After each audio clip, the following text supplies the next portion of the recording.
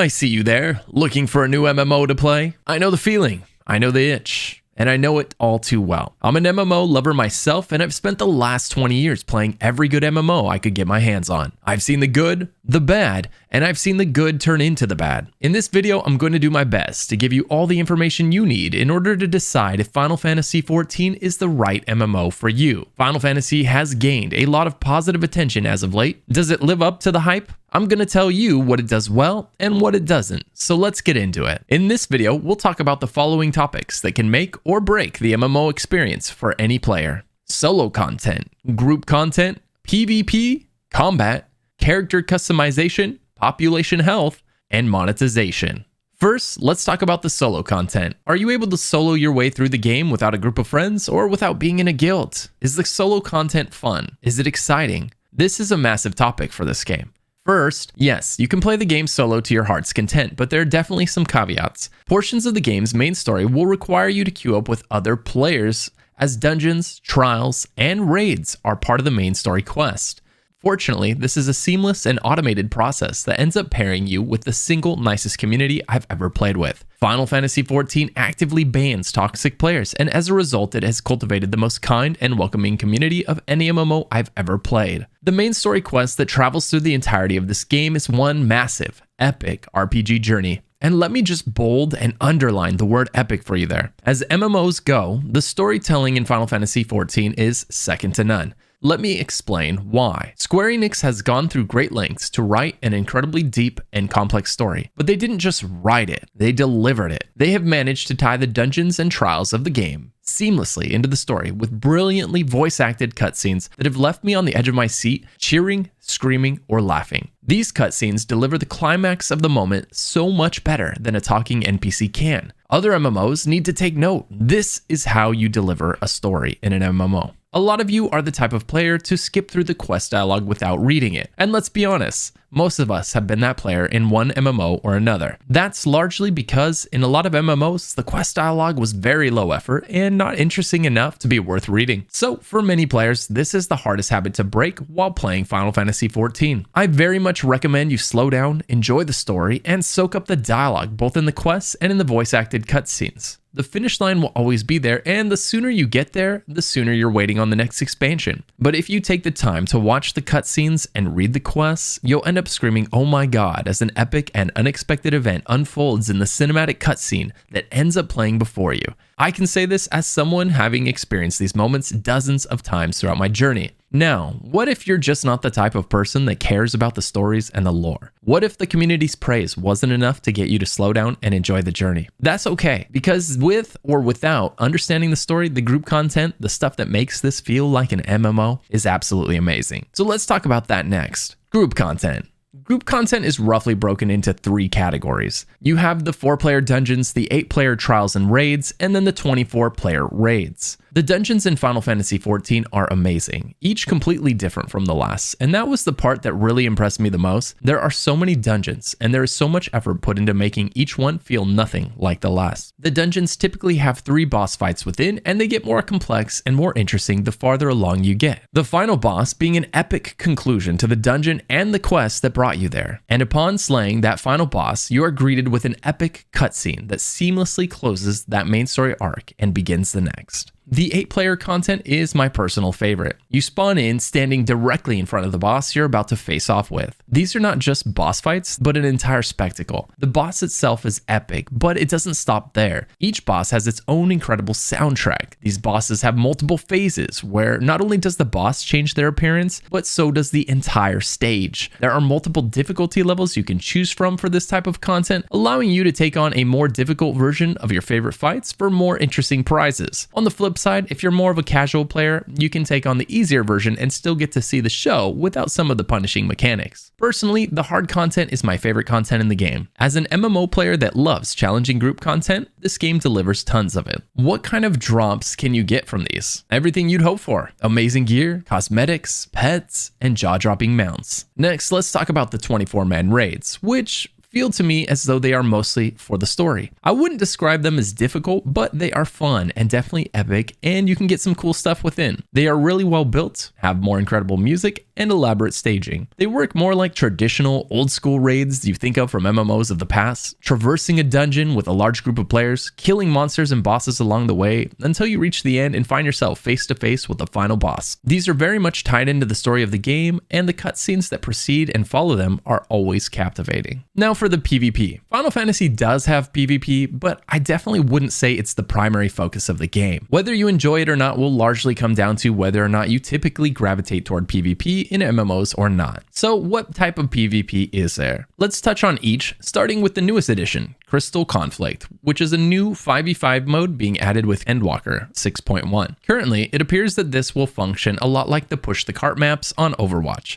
with both sides battling it out and trying to push the crystal to their respective finish lines in order to win. Another mode is Frontline, which features 3 opposing teams of 24 players for a total of 72 players on the battlefield. Being that you are 1 in 72 players, this one can feel a bit like being tossed around in the ocean. You'll either love the massive scale of the conflict or lament how little your individual contribution matters. Next, we have Rival Wings, which is a 24 vs 24 mode inspired by MOBAs, where the NPCs and players fight side by side to battle over objectives on either side of the linear map. Ultimately, I think it's fair to say that this is a PvE game first that happens to have some PvP. Though with the addition of the new PvP content in 6.1, Square Enix is making it clear they have not forgotten about their PvP community. Combat. What's combat like? How does it feel?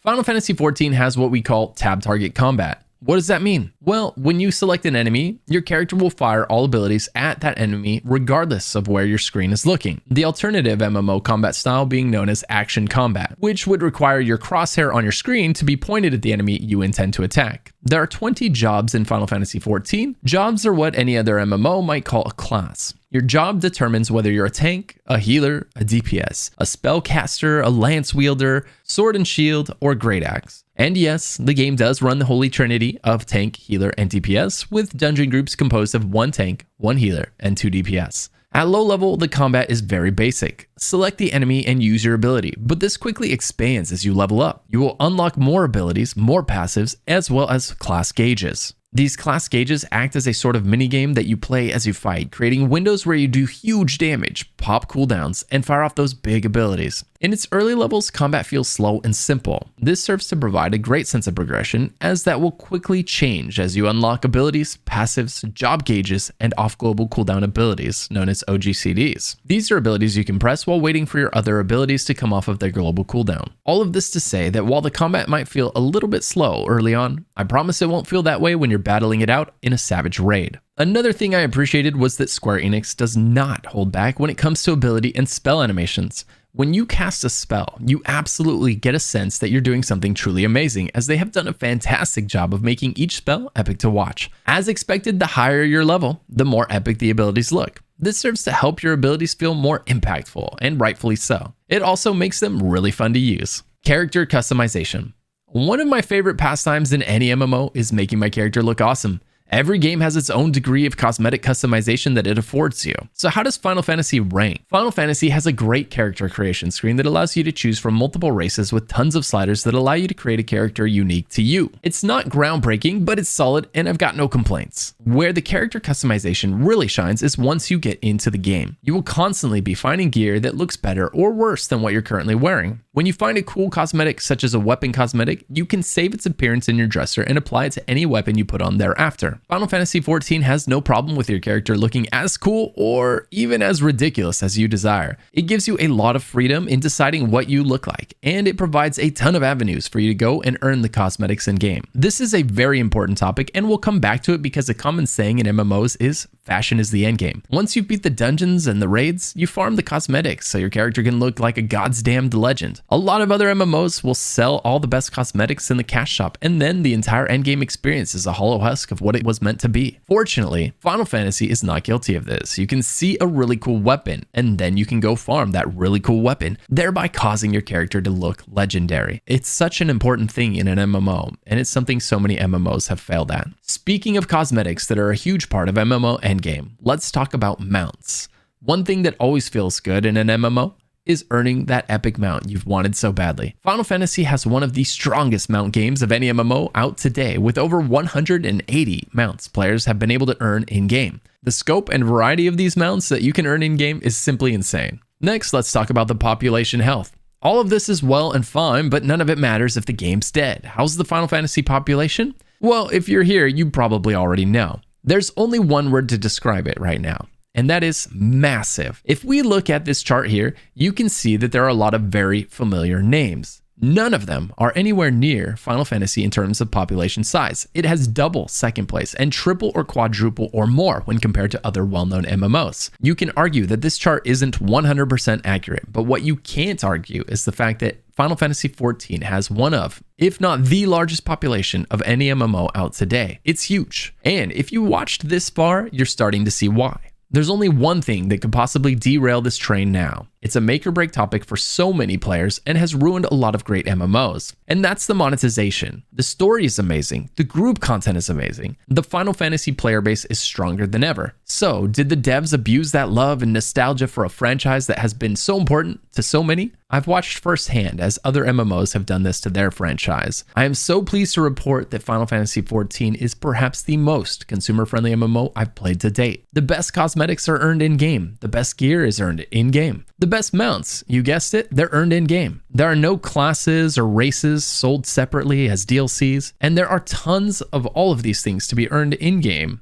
And the sheer quantity of cosmetics that you can earn game is mind-boggling. I have never once opened the cash shop, nor have I felt like I needed to. In fact, it's not uncommon for a player to not even know it exists because they don't even put it in the game. You have to close the game and go to their website if you want to see what they sell. Absolutely amazing. It's the truest, most unadulterated MMO experience I've had it in a long time. My subscription gets me everything. And guess what? That mentality of trying to make money by making a great game, instead of by trying to extract money from their player base at every turn, has resulted in this game being massively successful and loved by its community. No surprise. In summary, the solo content is second to none. I'll admit it, it can be a bit heavy on the dialogue boxes that they want you to read sometimes. There have been moments I wondered why the cutscene I watched wasn't 5 seconds longer so that I didn't have to read 3 more, much less immersive speech bubbles when I got out of it. But that's really nitpicking on my part. The brilliantly voice-acted cinematics, the way they weave the dungeons and trials into the story, and then close them out with a cutscene that leaves your jaw on the floor. My God. Other MMOs, take note. This is how you write a story that leaves the players wanting to quest for the story rather than simply for the reward. There seems to be a rather common opinion that the earlier quests are the slowest, with the story just continually getting better and better as you go along. I think I definitely agree with this sentiment, not because the early story was bad, but because their most recent expansions have been so damn good. Group content is amazing. While the dungeons and alliance raids are oftentimes too easy for my masochistic soul, the extreme, savage, and ultimate difficulty content is where I can go for a fun challenge. I like difficult.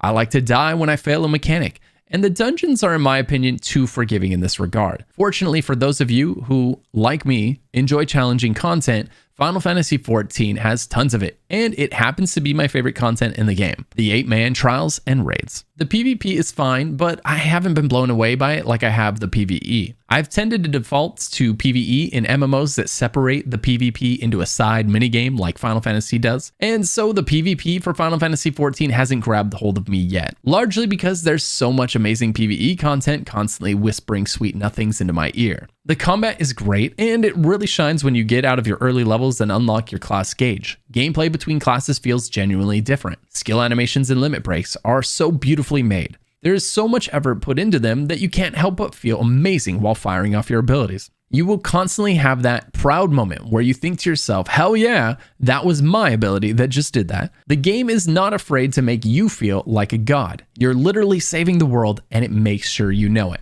Character customization is amazing. You'll have no trouble creating a character you're excited about logging into. And best of all, you don't have to touch the cash shop to get the coolest cosmetics in the game. And yes, that includes mounts. So many amazing earnable mounts. The monetization is the best of any MMO out right now. It's fair, they don't abuse you with loot crates, they don't hide all the best cosmetics in the cash shop, and they don't even put the cash shop in the game. You have to seek it out, and there's not an ounce of pay to win in there. Because of this, it's the biggest MMO in the world right now. A shining beacon of what happens when you focus on making a good game first so that more people want to keep playing, instead of focusing on getting as much money out of the players as you can before they stop playing. It's been an eye-opening experience for me, and I'll definitely continue to play this amazing game myself. As for you, if you haven't given the game a try, why not?